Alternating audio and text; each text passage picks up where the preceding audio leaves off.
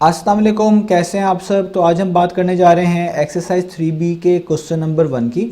मेरे पास ये बुक 3 है जिसको हम D3 भी बोलते हैं और उसका चैप्टर नंबर 3 चल रहा है जिसका नाम है लीनियर इनइक्वालिटीज़। इस चैप्टर से रिलेटेड बहुत सा कंटेंट मैं अपने चैनल पर अपलोड कर चुका हूँ। मैंने इस चैप्टर के नेम से एक सेपरेट प्लेलिस्ट भी बनाई हुई है, उसका लिंक भी मैंने डिस्क्रिप्शन में दे दिया है। वो लिंक आप डिस्क्रिप्शन में से देख सकते हैं। उस पर आप जब क्लिक करेंगे तो आपके सामने इस चैप्टर की प्लेलिस्ट ओपन हो जाएगी, जहाँ पे वो तमाम कंटेंट जो अभी तक मैंने अपलोड किया है वो भी, और जो इन फ्यूचर में अपलोड करूँगा इस चैप्टर से रिलेटेड वो भी आपको इसी प्लेलिस्ट में मिल जाएगा। इसके अलावा मैंने एक फेसबुक पेज भी बनाया हुआ है सॉल्यूशंस हब के नेम से, उसका भी मैं लिंक डिस्क्रिप्शन में दे रहा हूँ। आप वो भी ज़रूर विजिट करें, वहाँ पे भी आपको इस कंटेंट के हवाले से काफ़ी एक्टिविटी मिलेगी और वहाँ पे आप मुझे सजेशन दे सकते हैं मेरे वीडियो कंटेंट के हवाले से। कोई आपको क्वेश्चंस हैं और कोई आपकी रिक्वेस्ट हैं वो भी आप वहाँ पे मुझे बता सकते हैं, तो वो भी आप ज़रूर विजिट करिएगा।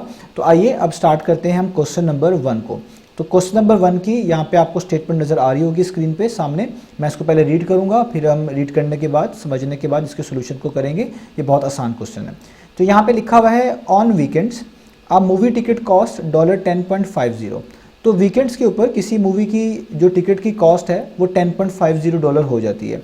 यानी यहाँ पर जो कॉस्ट बताई हुई है $10.50, ये एक टिकट की कॉस्ट है। किसी भी मूवी की एक टिकट की कॉस्ट है $10.50, जो कि वीकेंड्स के ऊपर होती है। तो आगे कहा जा रहा है form an inequality and solve it. तो हमने एक इनइक्वालिटी बनानी है और उसको सॉल्व करके दिखाना है। अब इनइक्वालिटी क्या होती है, जहाँ पे आपको सिंबल्स नज़र आए एक्सप्रेशंस के अंदर, लेस देन और इक्वल टू के, ग्रेटर देन और इक्वल टू के, या लेस देन ग्रेटर देन के, ये सिंबल जो कि क्वेश्चन नंबर 3 में 4 में भी आपको नज़र आ रहे हैं, इनको हम इनइक्वालिटीज़ बोलते हैं। तो इनइक्वालिटीज़ हमने जो है अभी 3A में भी बहुत सारी सॉल्व करना सीखी है, वो भी आप देख सकते हैं। तो इस क्वेश्चन के अंदर हमने एक इनइक्वालिटी बनानी है और उसको सॉल्व करके दिखाना है। अब वो इनइक्वालिटी किसके मुतालिक होनी चाहिए, उसमें क्या सॉल्व करके दिखाना है, वो क्वेश्चन के आगे बताया जा रहा है। तो मैं दोबारा रीड करता हूँ। And solve it to find the maximum number of tickets Kate can buy with $205। तो हमसे कहा जा रहा है एक ऐसी इनइक्वालिटी बनाकर दिखानी है जो हमें ये चीज़ बताए कि कितनी टिकट्स, यानी maximum number of tickets Kate जो है, केट की पर्सन है, maximum number of tickets Kate कितनी बाय कर सकती है अगर एक टिकट की कॉस्ट $10.50 है और उसके पास जो टोटल बजट है वो $205 है। यानी $205 के बजट में रहते हुए केट कितनी जो है टिकट्स बाय कर सकती है अगर एक टिकट की कॉस्ट $10.50 हो। तो इससे हमें पता चलता है कि जो हमारे पास एक एक्सट्रीम लिमिट है जिससे हम आगे नहीं जा सकते, वो $205 है। हमने $205 के अंदर अंदर, यानी 205 खुद भी इंक्लूड होगा, इसके अंदर अंदर रहते हुए बताना है कि कितनी मैक्सिमम टिकट्स केट जो है वो बाय कर सकती है। और जबकि एक टिकट की कॉस्ट भी हमें यहाँ पे बता दी गई है, वो ऊपर $10.50 है। तो आप समझ गए होंगे, बाकी आपको सोल्यूशन जब हम करेंगे उसमें और अच्छा समझ आ जाएगा इंशाल्लाह। तो आइए अब इसके सोल्यूशन की तरफ बढ़ते हैं। तो यहाँ पर मैंने क्वेश्चन लिख लिया है। तो अक्सर वर्ड प्रॉब्लम्स में जब किसी क्वांटिटीज़ को किसी और क्वांटिटी से रिलेट किया जा रहा होता है, तो जिससे रिलेट किया जा रहा होता है हम उसको लेट कर लेते हैं, और या फिर अक्सर जो चीज़ फाइंड करनी होती है उसको लेट करते हैं। ये केस टू केस वेरी कर सकता है, तो लेकिन ज़्यादातर इस तरह होता है। तो आप इस क्वेश्चन में भी देखें, जो चीज़ हमने फाइंड करनी है ना वो है मैक्सिमम नंबर ऑफ टिकट्स। ये चीज़ हमने फाइंड आउट करके दिखानी है। तो हम इसी चीज़ को लेट कर लेते हैं, हम कुछ ना कुछ इसका कोई नाम रख लेते हैं, आप कह लें, कुछ सपोज कर लेते हैं, हम कह लें। इस तरीके से हम इसको स्टार्ट करेंगे। तो सबसे पहला काम हम क्या करेंगे, हम लिखते हैं कि late the maximum number of tickets, late the maximum number of tickets, जो कि हमने फाइंड आउट करनी है, मैक्सिमम नंबर को मैं शॉर्ट करके लिख रहा हूँ, let the maximum number of tickets that Kate can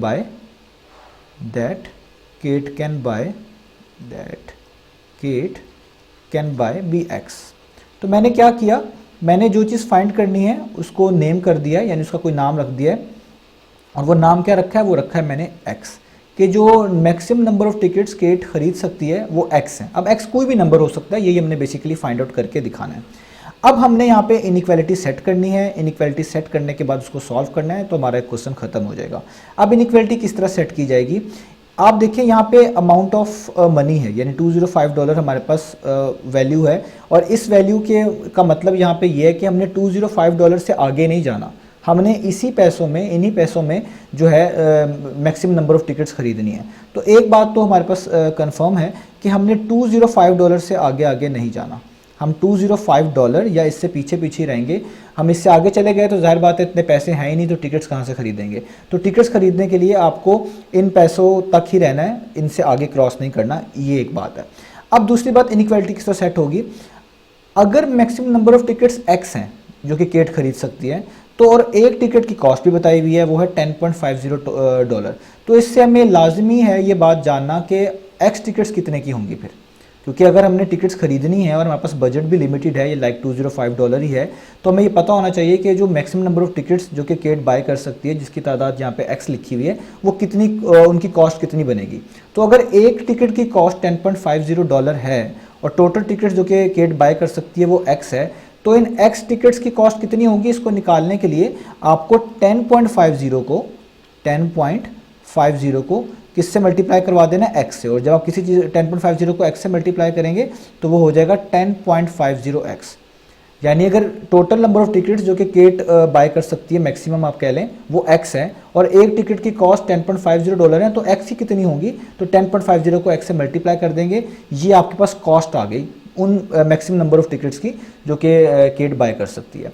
अब इस कॉस्ट को, ये जो आपके लेफ्ट साइड पे लिखी हुई है यानी 10.50x, ये कॉस्ट है, अमाउंट ऑफ मनी है, ये कॉस्ट 205 से या तो छोटी होनी चाहिए या फिर इसके इक्वल होनी चाहिए, दो ही केस बनते हैं, इससे ज़्यादा तो हो नहीं सकती क्योंकि हमारे पास लिमिट है कि $205 के अंदर अंदर हमने टिकट्स खरीदनी है, इससे आगे तो जाना नहीं है। तो इसका मतलब है ये जो लेफ्ट साइड है ये या तो 205 से लेस होगी या फिर ये 205 के इक्वल हो सकती है।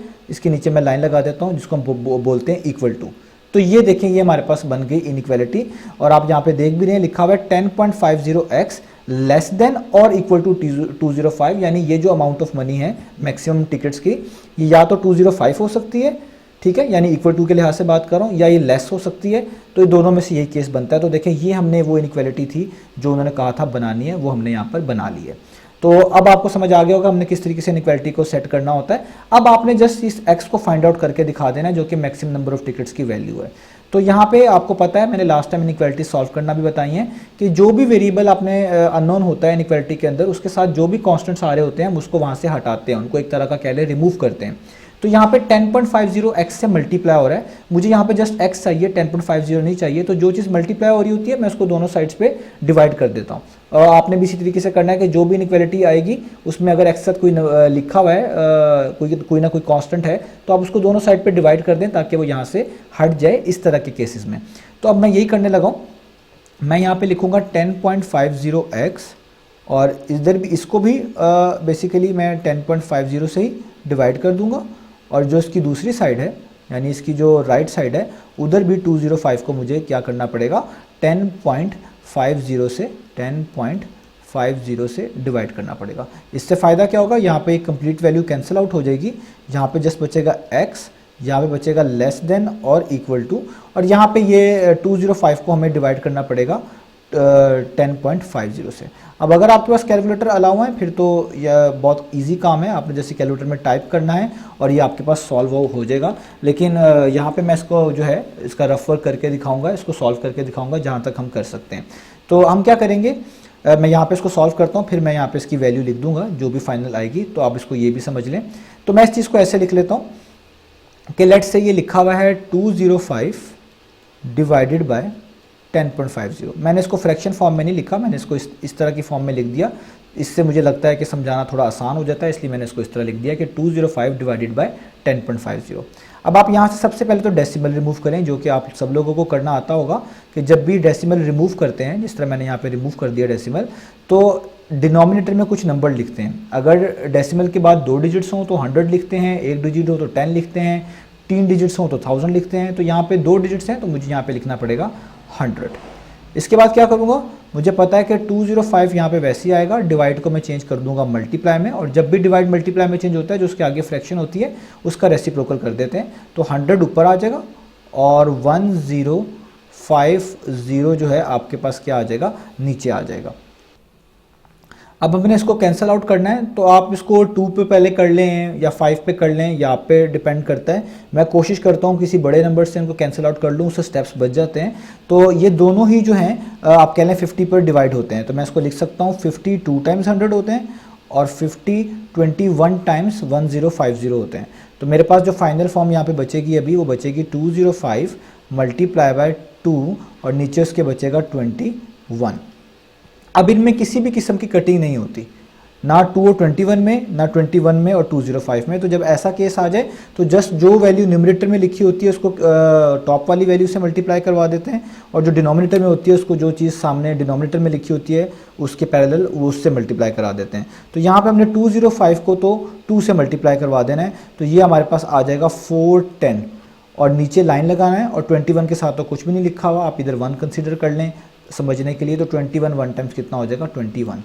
तो इसका मतलब है जो हमारे पास आंसर आया है वो आंसर आया 410/21। तो मैं यहाँ पे लिख देता हूँ 410/21, और इसकी आप मिक्स फॉर्म बना लें ताकि आपको इसका सोल्यूशन आसान हो जाए। इसका सोल्यूशन क्या आएगा, तो मैं इसकी मिक्स फॉर्म भी यहाँ पे लिख लेता हूँ, x इज़ लेस देन और इक्वल टू, ये दोनों कट आउट तो नहीं होते, कैंसिल आउट तो नहीं होते, तो मैं यहाँ पे लिखूँगा 21 को किसी ऐसे नंबर से मल्टीप्लाई करना है मैंने जो कि मुझे 410 के पास पास मिले, तो वही नंबर मैं जो है यहाँ पे लिखूँगा और वो हमारी जो है मिक्स फॉर्म बन जाएगी। तो 21 को आपको मल्टीप्लाई करना पड़ेगा 19 से।